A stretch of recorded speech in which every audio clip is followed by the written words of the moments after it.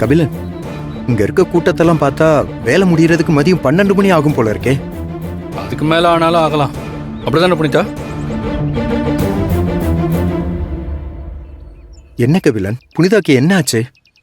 நம்ம பேசுறது காதுல விழுகுதா இல்லையான்னு தெரியலையே. புனிதா, புனிதா என்ன ஆச்சு? ஏதாவது சொன்னீங்களா கபிலன்? பாத்தீங்களா வல்லவன், கார்ல வரும்போது எப்படி பேசினாங்க. இங்க வந்ததும் ஆள் அப்படியே ஆஃப் ஆயிட்டாங்க பாருங்க. புனிதா, முதல்ல இவ்வளவு பதட்டமா இருக்காதீங்க. அப்படி இருந்தா நம்ம செய்ய நினைச்ச எதுவுமே செய்ய முடியாம போயிடும். கபிலன், நான் டென்ஷனாலாம் ஒன்றும் இல்லை. பத்திரம் விஷயத்துக்கு 10 வருஷமா நானும் அப்பாவும் நாங்க வாங்கின சொத்து எல்லாத்தையுமே ரெஜிஸ்டர் பண்றதுக்காக வந்திருக்கோம். இப்போ மொத்த சொத்தையும் மாமா பேருக்கு எழுதி கொடுத்து அப்பாவை கூட்டிட்டு போக வந்திருக்கோம். புனிதா, எனக்கும் கபிலனுக்கு மட்டும் இது என்ன 50வது அனுபவமா? இங்க பாரு, நீ யாவது சொத்து வாங்குறதுக்காக மாமா கூட இங்க வந்திருக்க.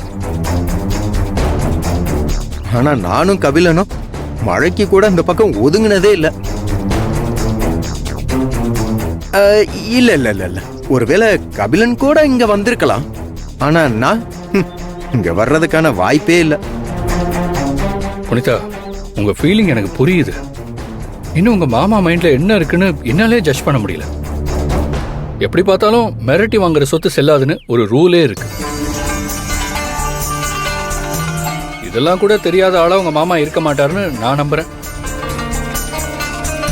அப்படி தெரியலனா கூட அதுக்காக நம்ம பதட்டப்பட வேண்டாம். இது ஜஸ்ட் உங்க மாமாவை பார்த்து அவர் சொல்றதெல்லாம் கேட்கிற மாதிரி கேட்டு நம்ம மாமாவை கூட்டு போறதுக்கான ஒரு வழி மட்டும்தான். அதனால சொத்து கையை விட்டு போயிடும்லாம் பதட்டப்படாதீங்க. நான் எனக்கு தெரிஞ்ச லாயர்கிட்ட இதை பத்தி பேசிட்டேன். தேங்க்ஸ் கபிலன். உங்க தேங்க்ஸ் யாருக்கு வேணும்? கபிலன், சரி சரி புனிதா, நமக்கு நேரம் இல்ல. அங்க ஒரு தம்பி வேற கேஸ் சிலிண்டரை தூக்கிட்டு வந்து வீட்டு ஹாலில் உட்காந்துட்டு இருக்கான், புரியுதா? அதனால சீக்கிரம் ஆகுற வேலையை பாரு. இங்க பாரு, மணி மிரட்டுறான்னு தெரிஞ்சும் அவனை நம்புற பாரு. ஒன்னும் சொல்லணும். நான் சின்ன வயசுல இருந்து மணிகண்டனை பாத்துட்டு இருக்கேன். அவன் நினைச்சதை அவன் செஞ்சிருவான்.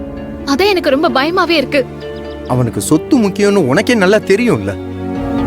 அவன் அது சாகுறதாவது.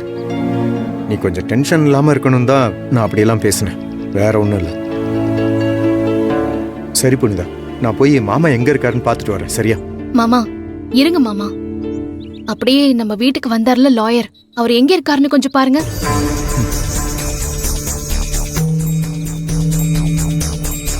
யாரும் இது வரைக்கும் காணுமே புனிதா. வல்லவன், மாமா கூட யார் வராங்களோ அவங்க தான் மகாலிங்கம். நீங்க எதுக்கும் கொஞ்சம் அலர்ட்டா இருங்க.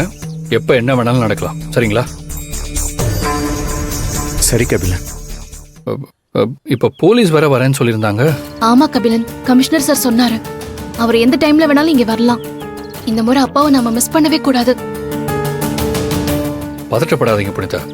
நம்ம வீட்டுக்கு போனா உங்க அப்பாவோட தான் போவோம். இல்லைனா நான் வேணா அந்த பக்கமா போய் பார்க்கட்டுமா? இல்ல வல்லவன், வேண்டாம், இங்கே இருங்க. சரி. கபிலன், டைம் ஆச்சு. லாயரை வேற இன்னும் காணோம். அவர் எப்ப வர்றது? அப்பா வேற நம்ம எப்ப பாக்குறது? அந்த லாயருக்கு வேணா இப்ப கால் பண்ணி பாருங்க. நான் பண்றேன்.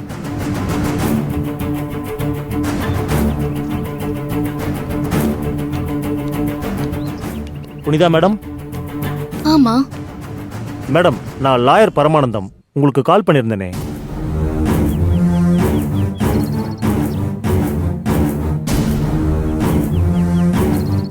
நீங்க தான் எனக்கு கால் பண்ணீங்களா? ஆமா மேடம். நான் மிஸ்டர் மகாலிங்கத்தோட லாயர்.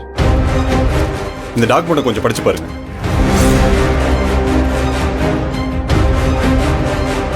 உங்களை டாக்குமெண்ட்ஸ் எல்லாம் எடுத்துட்டு வர சொல்லியிருந்தேன். மகாலிங்கம் சொன்ன புனிதா நீங்க தானே? நான் தான் புனிதா. ஓ ஆனா நேத்து வீட்டுக்கு மகாலிங்கத்தோட லாயர்னு சொல்லி வேற ஒருத்தர் வந்தாரே. வேற ஒரு லாயர் வந்தாரா?